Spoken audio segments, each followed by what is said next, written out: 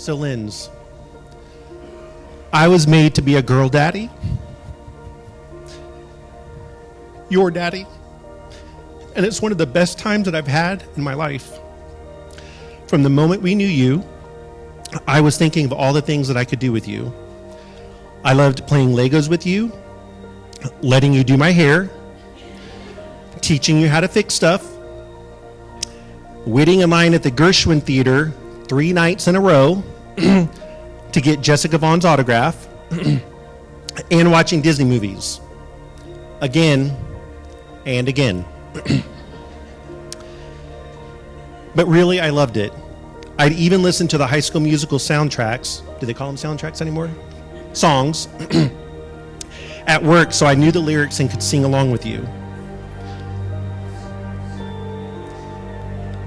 I loved learning with you in your FFA journey, learning how to drive a pig, shave a goat, groom a rabbit, and bathe chickens before the fair.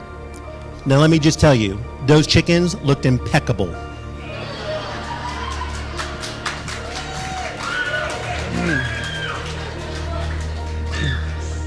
So right around the time that Lindsay was in middle school, I discovered what it meant to spend quality time with your kids.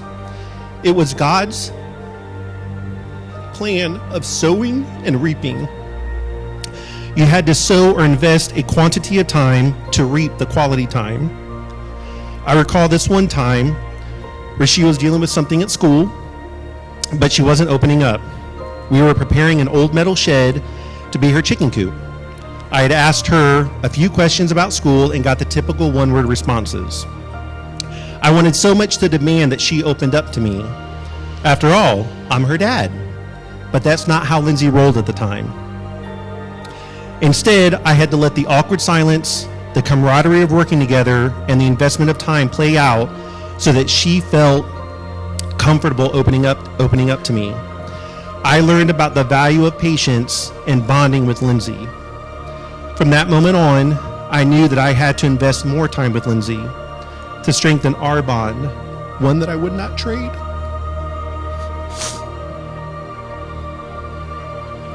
I also knew that Jennifer and I needed to invest time in helping Lindsay think for herself.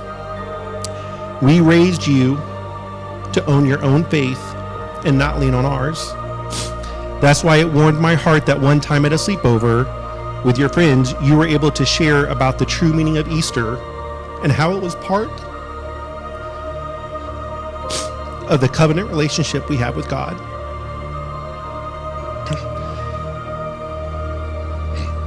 I loved being able to teach you what I knew about how and why things worked and how to research that sort of stuff on your own. So yes, I am to blame if Lindsay starts explaining something to you. But I love that you love to learn. I love you with all my heart. And I could not be prouder of the young woman you have become and the choice that you made in a husband.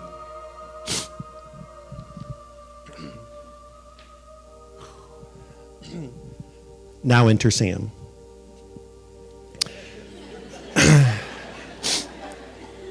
After a couple of dates, I turned to Jen and said, I can see what's happening, and they don't have a clue. They'll fall in love, and here's the bottom line. Our trio's down to 2. The sweet caress of twilight. There's magic in the air. And with all this romantic atmosphere, disasters in the air. Now, I could just imagine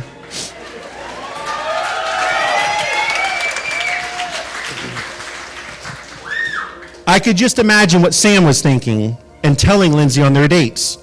It was probably something like, I can show you the world, shining, shimmering, splendid, a whole new world. world a new fantastic point of view. And I thought, from over here, it's crystal clear that now she's in a whole new world with you.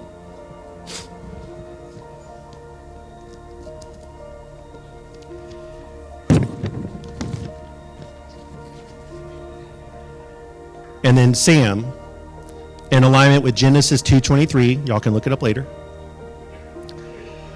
At last, my love has come along.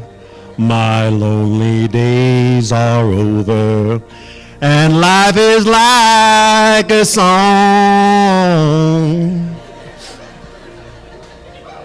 That's all the singing. Now, my advice to Lindsay on dating and marriage is not original, but from an old friend of mine, Eddie Sims. Run fast towards God. When you see someone next to you, say hello. From what I know, that's exactly what both Sam and Lindsay did. You see, we always knew Lindsay needed a man, a real man and not a boy. Sam, you are exactly that man that she needed. I've always loved you, Sam. Even before I knew who you were, I knew I would love the right guy for my little girl. So thank you for being the strong Christian man that Lindsay needs in a husband. You're taking my place today as the man who will be there for her when her heart breaks and will comfort her in her times of need. You'll make her laugh and hopefully limit the times you make her cry. But cherish her for everything. Her laugh, her smile, her eyes, and the way she makes you feel. Yes, cherish her when you're cleaning her hair out of the drain. Because one day in the future, you might hand off your daughter to a man who she has chosen to love, and she will live to spend the rest of her life with him. But today, you join your life with a girl and are so taken by her that you want to spend the rest of your life with her. She will be the prettiest, most wonderful woman that you ever met, and you'll agree with God that she was well worth the wait. So marriage is a covenant relationship between a husband and a wife. It is one that I know so well from being married to my bride and the unconditional love that I have received. You see, it's the most special relationship here on earth that should mirror the new covenant we have with God. As it is with the tradition of covenant, we are to put on the other person. Quite literally, the two become one and independent living is given up. We are to take on each other's enemies, and remember, you're not each other's enemies. But you should be willing to come to your partner's defense and stand with them against their enemies, whoever or whatever they may be. And lastly, we are to loan our strength to our partner or claim theirs when ours is not enough. So let me leave you with the poem that holds a special place in my heart, first as a husband and now a dad. Woman was made from man, not from his head to be above him, nor from his feet to be stepped upon. She was made from his side to be equal to him, underneath his arm to be protected by him, close to his heart to be loved by him.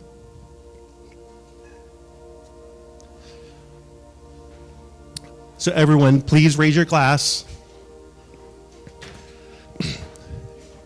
and join with me in toasting Sam and Lindsay. To the groom, to the bride, from this mister who is full of loving pride. Toast.